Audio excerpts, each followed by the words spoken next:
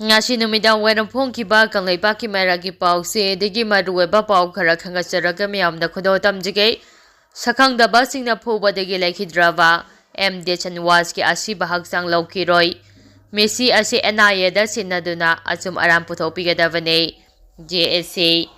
ngarang Imphal East District ki police na konba mafam amada miyoi kharana drugs sabani habigi maralda pharaga phubadagi Laikhidrabe MD Chanwas ay kuntragomdoi apopo MD Reharuddin Laifam Kairang Tera Makhong Mihatpo Yamna Kana Yaningdaba Phongdoktuna Joint Action Committee Against the Brutal Killing of MD Chanwas Kauba JSC Kauba ama semduna athoba mifam phangthoktuna warep taruk laukre loinana Messi asigi matangda NIA da sinaduna asum aram puthokadabane pung 12 gi manungda JSC na Manipur lengagda thamliba wafam singa si thabak oina pangdoktrabade lamdam asigi CSO singa khusamnaduna akan makhongjang jangsilagane haina JAC gi campaigner AB Rahamana press thadorapa serol aman haire ahanba warepta laikhidraba MD Chanwas ki asiba haksang laudaba anisuba warepta laikhidraba Chanwas haire banupa macha ase January 13 gi numidang pung 3:50 tabada Masakhangdaba miyoi kharana phaduna pokhibane numit asigi numidang pung 8:58 taba matamda sakhangdaba sing aduna lupa lakh 5 puduna androda lakadabane haina khangalake aduga thangnaba numit January 15 gi numida warang pung 5:50 taba matamda Chanwas asi Thawal Hospital asiba oina leire haina police report pirakhe hiram asigi matangda AT unit 2 na thadorakpa press note amada Makhoiga mari lainade haibasi matau karamna no adubo hariba Chanwas asidi ichamchamna laijaba driver amane mangonda siriba maral asi JAC na akan mamongda condemn tawi ahum suba warepta AT unit 2 andro na thadorakpa seol amada AT gaming sijinaba mayoy karana drug yomba saba mayoy khara phado phajin tawbada mayoy ama laikhidaba asiga AT unit 2 andro ga mari amata lainate haina phongdorakpa amade Manipur Police Department na misi asigi matanga lokhalapa case ki matung inna 18 na haba miyoi taruk fare hana press statement ama thadorakpa se karamba na achumbano haibado ngasidagi pung 9 gi manungda JAC amade miyamda khangangadabane haire mari suba warepta JAC gi maikaidagi amade laikhidraba miyoi ge imung manungdagi atamna mahaknani phongdorakpa leitringaida 80 unit 2 androga karigoma mari amata Lainade hana press no thadorakpa se masa ngakthokchanaba honajabane thong asi yamna laibak thibane makhoigi mathakta makhata na asigumba thaudo asi thoktanaba Manipur lengangna akan mamiyeng sangbigadabane haire manga suba warepta misi asigi matangda NIA da sinatuna asum aram puthopigadabane haire loinana taruk suba warepta JAC na thamjariba wafamsing ase Manipur lengangna pung 9 gi manungda positive response piraktragade JAC na Manipur gi CSO singa khusamnaduna akan makhongjang changsingani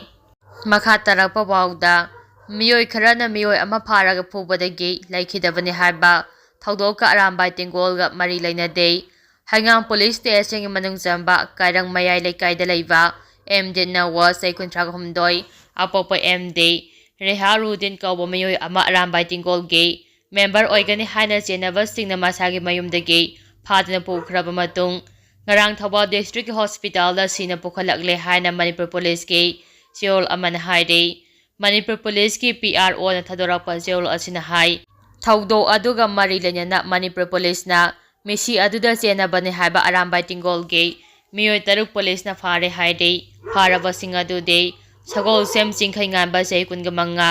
singa kham sanatomba singa sei taragmapal Sapam Sarmoji Singa say kuntragani toy, Maibam Bokenji Singa say kungamari, Atopam Jiban Singa say kuntra amade, Singang Kamani Singa say nipuni hairi, Nakal Amaramda, Arambay Tingol Giming Sijin Aduna Drug Saba Miyoy Pado Pajenta Wada, Miyoy Amalay Kidabado Arambay Tingol Ga Karigam Mahiram Amatada, Marilena de Haina, Arambay Tingol, Unit 2 Andro Branch Giming Sijin Aduna, Miyoy Karana Sataki Vatavakne, Thong aduda senay hariba arambay tingol gi ming sizinaramba miyoy singado arambay tingol na paraga logo oba thabak sing lakhwanaba police sinakibane haina phongdorakle amaramda ꯊꯧꯗꯣꯛ ꯑꯁꯤꯒ ꯃꯔꯤ ꯂꯩꯅꯅ Arambai ꯇꯤꯡꯒꯣꯜ general headquarter (CMTꯗ ꯈꯨꯗꯛꯀꯤ ꯑꯣꯏꯕ ꯃꯤꯐꯝ ꯑꯃ ꯄꯥꯡꯊꯣꯛꯈ꯭ꯔꯦ꯫ ꯃꯤꯐꯝ ꯑꯗꯨꯗ ꯃꯣꯅꯤꯟꯗ꯭ꯔ ꯃꯉꯥꯡ ꯀꯃꯤꯁꯅꯔ (AT) ꯖꯦꯅꯔꯦꯜ ꯍꯦꯗꯀ꯭ꯋꯥꯔꯇꯔꯅ ꯐꯣꯡꯗꯣꯛꯈꯤꯕꯗ ꯉꯔꯥꯡ ꯖꯅꯨꯋꯥꯔꯤ 15ꯒꯤ ꯅꯨꯡꯊꯤꯜꯗ ꯊꯣꯛꯄ ꯄꯥꯎ ꯍꯦꯛ ꯐꯪꯕꯒ ꯈꯨꯗꯛꯇ CMTꯅ ꯌꯦꯡꯁꯤꯟꯕꯗ AT ꯌꯥꯎꯔꯝꯕ ꯑꯃꯗꯤ ꯍꯧꯖꯤꯛꯅ ꯌꯥꯎꯗ꯭ꯔꯕ ꯃꯤꯑꯣꯏ ꯈꯨꯖꯣꯛ ꯐꯔꯒꯤ ꯒꯦꯡ ꯑꯃꯅ ꯃꯁꯥꯒꯤ ꯕꯤꯒꯦꯁ ꯏꯟꯇꯔꯦꯁꯇ ꯊꯕꯛ ꯇꯧꯔꯝꯕꯒꯤ ꯃꯃꯤ ꯈꯔ ꯎꯕ ꯐꯪꯏ꯫ ꯈꯨꯗꯛꯇ ꯌꯦꯡꯁꯤꯟꯕꯗ ꯊꯣꯛꯈꯤꯕ ꯊꯧꯗꯣꯛ ꯑꯗꯨꯒ ꯃꯔꯤ ꯂꯩꯅꯅ AT ꯌꯨꯅꯤꯠ 2 ꯑꯟꯗ꯭ꯔꯣ ꯑꯃꯗꯤ ꯌꯥꯏꯔꯤꯄꯣꯛꯇ ꯄꯥꯎ ꯑꯃꯠꯇ ꯄꯤꯔꯝꯕ ꯂꯩꯇꯦ꯫ ꯃꯈꯥ ꯇꯥꯅ AT ꯖꯦꯅꯔꯦꯜ ꯍꯦꯗꯀ꯭ꯋꯥꯔꯇꯔꯗ ꯄꯥꯎ ꯄꯤꯔꯝꯈꯤꯕꯁꯨ ꯂꯩꯇꯦ꯫ ꯊꯧꯗꯣꯛ ꯑꯗꯨꯗ ꯆꯦꯟꯅꯕꯅꯤ ꯍꯥꯏꯕ ꯃꯤꯑꯣꯏ 3 ATꯒꯤ ꯀꯥꯡꯕꯨꯅ ꯐꯒꯠꯈꯤ, ꯂꯣꯏꯅꯅ ꯃꯔꯤ ꯂꯩꯅꯕ ꯄꯨꯂꯤꯁ ꯁ꯭ꯇꯦꯁꯟꯗ ꯈꯨꯠꯁꯤꯟꯅꯈꯤ꯫ ꯃꯈꯥ ꯇꯥꯅ ꯑꯔꯥꯝꯕꯥꯏ ꯇꯤꯡꯒꯣꯜ ꯖꯦꯅꯔꯦꯜ ꯍꯦꯗꯀ꯭ꯋꯥꯔꯇꯔꯅ ꯃꯔꯥꯜ ꯂꯩꯕ ꯃꯤꯑꯣꯏꯁꯤꯡ ꯈꯪꯗꯣꯛꯅꯕ AT ꯌꯨꯅꯤꯠ 2 ꯑꯟꯗ꯭ꯔꯣ ꯑꯁꯤ ꯁꯁꯄꯦꯠ ꯊꯝꯂꯦ꯫ ꯃꯈꯥ ꯇꯥꯅ ꯌꯨꯅꯤꯠ ꯑꯁꯤꯒꯤ ꯃꯤꯑꯣꯏꯁꯤꯡ ꯀꯧꯈꯠꯇꯨꯅ ꯏꯟꯚꯦꯁꯇꯤꯒꯦꯁꯟ ꯆꯠꯊꯔꯤ꯫ ꯑꯔꯥꯝꯕꯥꯏ ꯇꯤꯡꯒꯣꯜꯅ ꯂꯣꯕꯨ ꯏꯀꯥꯏ ꯈꯨꯝꯅꯖꯩ, ꯂꯣꯏꯅꯅ ꯍꯤꯔꯝ ꯑꯁꯤꯒ ꯃꯔꯤ ꯂꯩꯅꯅ ꯄꯨꯂꯤꯁꯅ ꯂꯧꯈꯠꯂꯛꯄ ꯊꯕꯛ ꯊꯧꯔꯝꯁꯤꯡꯗ ꯑꯔꯥꯝꯕꯥꯏ ꯇꯤꯡꯒꯣꯜꯅ ꯃꯇꯦꯡ ꯄꯥꯡꯒꯅꯤ ꯍꯥꯏꯅꯁꯨ ꯐꯣꯡꯗꯣꯛꯈꯤ꯫ ꯃꯈꯥ ꯇꯥꯔꯛꯄ ꯑꯣꯏꯅ ꯄꯥꯟꯗꯝ ꯄꯥꯎꯆꯦꯗꯒꯤ ꯃꯔꯨꯑꯣꯏꯕ ꯄꯥꯎ ꯈꯔ ꯈꯪꯒꯠꯆꯔꯒ ꯃꯤꯌꯥꯝꯗ ꯈꯨꯗꯣꯜ ꯇꯝꯖꯒꯦ꯫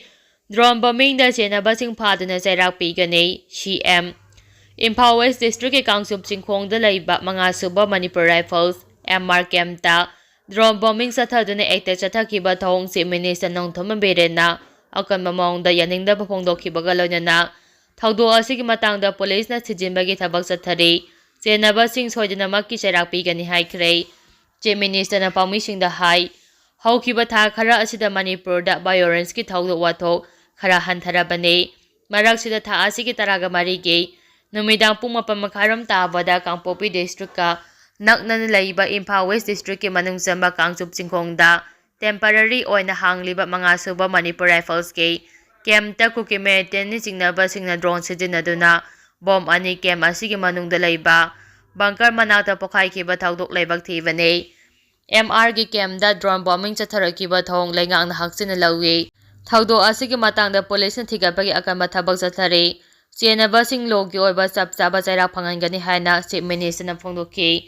ꯊꯧꯗꯣꯛ ꯑꯁꯤꯒꯤ ꯃꯇꯥꯡꯗ ꯄꯨꯂꯤꯁꯅ ꯊꯤꯖꯤꯟꯗꯨꯅ ꯗ꯭ꯔꯣꯟ ꯕꯣꯝꯕꯤꯡ ꯆꯠꯊꯗꯨꯅ ꯄꯣꯈꯥꯏꯍꯟꯈꯤꯕ ꯑꯗꯨꯒꯤ ꯃꯆꯦꯠ ꯃꯀꯥꯏꯁꯤꯡ ꯈꯣꯝꯖꯤꯟꯗꯨꯅ ꯑꯦꯅꯥꯂꯥꯏꯁꯤꯁ ꯇꯧꯕꯒꯤ ꯊꯕꯛ ꯆꯠꯊꯔꯤ꯫ ꯂꯣꯏꯅꯅ ꯂꯝꯁꯥꯡ ꯄꯨꯂꯤꯁꯅ ꯊꯧꯗꯣꯛ ꯑꯁꯤꯒꯤ ꯃꯇꯥꯡꯗ ꯀꯦꯁ ꯑꯃ ꯂꯧꯈꯠꯄꯒ ꯂꯣꯏꯅꯅ ꯑꯦꯇꯦꯛ ꯑꯁꯤ ꯀꯅꯥꯅ ꯆꯠꯊꯕꯅꯣ ꯍꯥꯏꯕ ꯆꯞ ꯆꯥꯅ ꯈꯪꯗꯣꯛꯅꯕꯒꯤ ꯊꯤꯖꯤꯟꯕꯒꯤ ꯊꯕꯛ ꯆꯠꯊꯔꯤꯕꯅꯤ꯫ ꯅꯤꯡꯁꯤꯡꯕ ꯌꯥꯏ, ꯃꯃꯥꯡ ꯆꯍꯤ 2023ꯒꯤ ꯁꯦꯞꯇꯦꯝꯕꯔ 1ꯗ ꯏꯝꯐꯥꯜ ꯋꯦꯁ ꯗꯤꯁꯇ꯭ꯔꯤꯛꯀꯤ ꯃꯅꯨꯡ ꯆꯟꯅ ꯂꯩꯕ ꯀꯥꯎꯇ꯭ꯔꯨꯛꯇ ꯗ꯭ꯔꯣꯟ ꯕꯣꯝꯕꯤꯡ ꯆꯠꯊꯔꯛꯈ꯭ꯔꯕ ꯃꯇꯨꯡ ꯍꯟꯗꯛꯀꯤ ꯑꯁꯤꯅ ꯑꯅꯤꯔꯛ ꯁꯨꯕ ꯑꯣꯏꯅ ꯆꯠꯊꯔꯛꯈꯤꯕ ꯑꯦꯇꯦꯛꯅꯤ꯫ ꯃꯈꯥ ꯇꯥꯔꯛꯄ ꯄꯥꯎꯗ ꯑꯊꯨꯕ ꯃꯇꯝꯗ ꯋꯥꯈꯜ ꯇꯥꯃꯤꯟꯅꯒꯗꯕꯅꯤ꯫ KCP PWG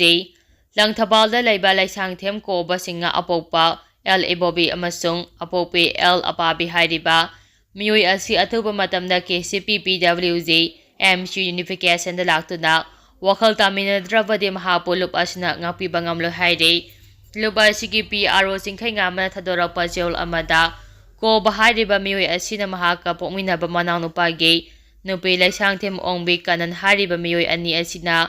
ꯅꯨꯄꯤ ꯈꯨꯟꯅꯥꯏ ꯑꯁꯤꯗ ꯅꯨꯄꯥ ꯈꯨꯟꯅꯥꯏꯕꯨ ꯊꯑꯣꯏꯗꯅ ꯃꯈꯣꯏ ꯑꯅꯤꯅ ꯃꯐꯤ ꯊꯣꯡꯗꯅ ꯚꯤꯗꯤꯑꯣ ꯀꯣꯜ ꯇꯧꯅꯕꯒꯤ ꯚꯤꯗꯤꯑꯣ ꯔꯦꯀꯣꯔꯗ ꯂꯨꯞ ꯑꯁꯤꯅ ꯐꯪꯕꯗꯒꯤ ꯀꯦꯁ ꯑꯁꯤ ꯊꯤꯖꯤꯟꯗꯨꯅ ꯅꯨꯄꯤ ꯚꯤꯛꯇꯤꯝ ꯑꯣꯏꯔꯤꯕ ꯀꯅꯟꯗꯒꯤ ꯑꯁꯦꯡꯕ ꯋꯥꯐꯝ ꯄꯨꯝꯕ ꯈꯪꯕ ꯉꯝꯂꯦ꯫